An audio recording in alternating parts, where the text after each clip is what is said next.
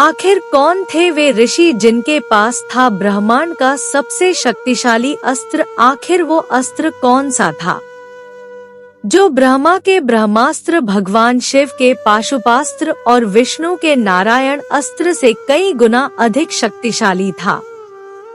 हमारे धर्म ग्रंथों और महापुराण में अलग अलग युगों में कई प्रलयकारी भयंकर दिव्यास्त्रों का वर्णन किया गया है। क्या हमारे हिंदू धर्म के त्रिदेव यानी ब्रह्मा, विष्णु और महेश के पास ब्रह्मांड के सबसे शक्तिशाली दिव्यास्त्र बताए गए हैं, जैसे कि ब्रह्मा जी का ब्रह्मास्त्र, विष्णु जी का नारायण अस्त्र, साथ ही शिव का पाशुपास्त्र।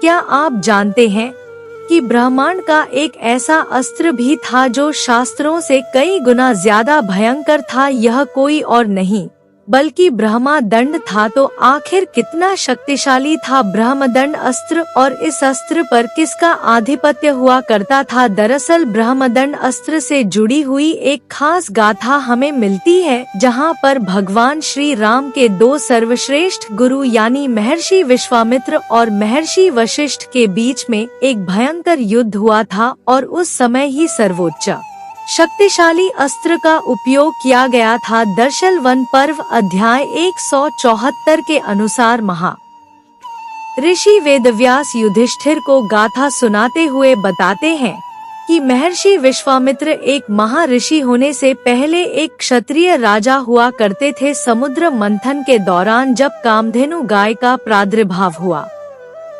तब कामधेनु को ऋषियों को सौंप दिया गया और इसी कामधेनु गाय को लेकर एक बार महर्षि विश्वामित्र को ऋषि वशिष्ठ के बीच एक भयंकर विवाद उत्पन्न हो गया। दरअसल ये दोनों के दोनों ही स्वयं भगवान श्री राम के गुरु थे और महर्षि विश्वामित्र महर्षि होने से पहले एक क्षत्रिय राजा थे, जबकि महर्षि वशिष्ठ सप्तऋषियों में से एक थे। कहते हैं कि दोनों ही महर्षि अपनी अपनी शक्तियों को सर्वोच्च दिखाने के लिए अपना चरित्र का वर्णन कर रहे थे। महर्षि विश्वामित्र जी ने महर्षि वशिष्ठ जी को अहंकार वश कहा, आप तो ब्राह्मण हैं और ब्राह्मण स्वाभाविक रूप से शांत और जीवात्मा होते हैं। ब्राह्मणों में बल नहीं होता, बल क्षत्रियों का स्वभाव है। मैं बलपूर्वक कामधेनु गाय को ले जाऊंगा। विश्वामित्र जी की यह बात सुनकर महर्षि वशिष्ठ ने कहा, अगर आपकी ऐसी इच्छा है तो वैसा ही आप कीजिए, लेकिन मैं आपको यह कार्य पूर्ण रूप से नहीं करने दूंगा। ऋषि वशिष्ठ की यह बात सुनकर विश्वामित्र जी के क्रोध की सीमा नहीं रही और उन्होंने मुनिश्रेष्ठ वशिष्ठ जी को लक्ष्य बनाते हुए कई सारे बाणों का संधान कर दिया। बाणों की भयंकर वर्षा होने लगी। पृथ्वी और आकाश हर तरफ से भयंकर बाणों की वर्षा हो रही थी, लेकिन आश्चर्य की बात तो यह थी कि महामुनि वशिष्ठ जी ने विश्वामित्र जी के चलाए हुए सभी घातक और भयंकर बाणों का निवारण केवल एक पीपल की छड़ी कर दिया था। वशिष्ठ जी के इस कृत्य से क्रोधित होकर विश्वामित्र जी ने रोष पूर्वक उन पर फिर से सभी दिव्या बाणों और दिव्यास्त्र को बरसाना प्रारंभ किया।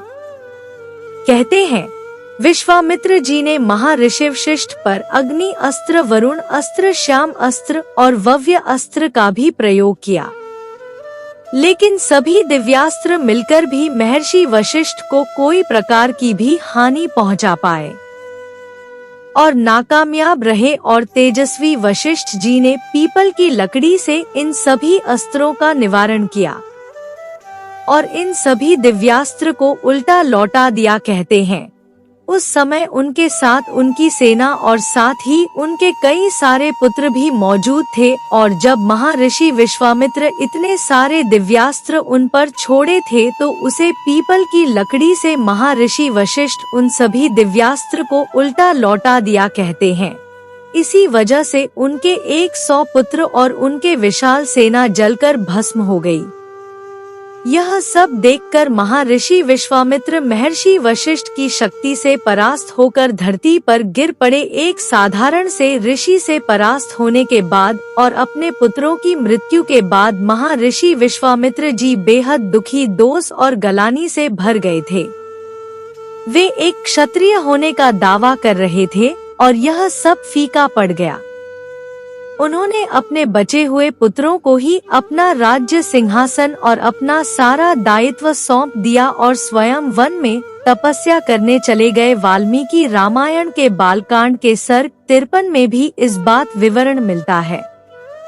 एक लंबे समय तक हजारों वर्षों की तपस्या करने के बाद जब महादेव गुरु विश्वामित्र जी से प्रश्न उन्हें दर्शन देने के लिए प्रकट हुए उनसे, तब विश्वामित्र जी ने उनसे उपनिषद और वेदों का ज्ञान मांगा।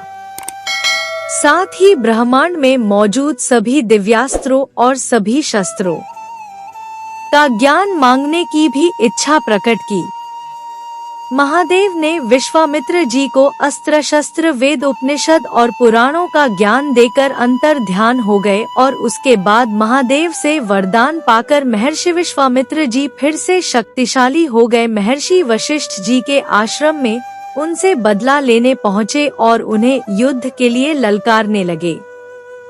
दरअसल महर्षि विश्वामित्र जी अपने 100 पुत्रों की मृत्यु का प्रतिशोध लेना चाहते थे। उनके नेत्रों में वो बदले की आग धड़क रही थी, जिसके कारण पूरा का पूरा तपोवन जलकर भस्म हो गया। महर्षि विश्वामित्र जी के इस कृत्य से क्रोधित होकर वशिष्ठ जी ने विश्वामित्र जी को सबक सिखाने के लिए ब्रह्मांड के सबसे शक्तिशाली और भयंकर और प्रलयंकारी अस्त्र का प्रयोग किया, जो था ब्रह्मदंड अस्त्र। विश्वामित्र जी को ललकारते हुए कहा, महादेव से अस्त्र शस्त्र प्राप्त करने के बाद तू मेरे सामने खड़ा है, ले मैं युद्ध के लिए तेरे सामने उपस्थित हूँ। अपनी जितनी शक्ति का प्रयोग कर सकता है कर, आज मैं तुझे दिखाऊंगा एक ब्राह्मण के असली शक्ति क्या होती है। कहते हैं वशिष्ठ जी की ललकार सुनकर जैसे ही विश्वामित्र जी ने अपना अस्त्र चलाया, महर्षि वशिष्ठ जी ने उसका निवारण कर दिया। फिर तो विश्वामित्र जी ने एक के बाद एक वरुण अस्त्र और इंद्रास्त्र, यहाँ तक कि ब्रह्मांड के सबसे भयंकर शक्तिशाली अस्त्र छोड़ना शुरू कर दिया। इतना ही नहीं, विश्वामित्र जी ने ब्रह्मास्त्र, कालपाश, वरुणपाश, धर्म चक्र, काल चक्र, विष्णु चक्र, दिव्यास्त्र, कालस्त्र जैसे मां विध्वंसकारी अस्त्रों का प्रयोग किया, लेकिन वशिष्ठ जी ने एक ही शक्ति से वापस लौटा दिया, उनका निवारण कर दिया। इसके बाद महर्षि विश्वामित्र जी ने ब्रह्मांड के 3 शक्तिशाली अस्त्रों को छोड़ने का निश्चय किया। वो थे ब्रह्मा जी का ब्रह्मास्त्र, विष्णु जी का नारायण अस्त्र, शिव जी का पाशुपातस्त्र। उन तीनों को ही उन्होंने एक ही बारी में छोड़ दिया। लेकिन कहते हैं इन तीनों ही भयंकर अस्त्रों का निवारण महर्षि वशिष्ठ जी ने अपने ब्रह्मा दंड से ही कर दिया। जिस समय महर्षि वशिष्ठ ने इन सभी अस्त्र शस्त्रों का निवारण किया, उसे समय उनका रूप अत्यंत भयानक हो गया। वह क्रोध की अग्नि से तप रहे थे, जिसे देखकर पूरा ब्रह्मांड कांप गया। तब ऋषि मुनियों और सप्त ऋषियों ने महर्षि वशिष्ठ जी को शांत कराया। देवता भी वहां पर प्रकट हुए। सबने ऋषि वशिष्ठ को शांत होने के लिए कहा।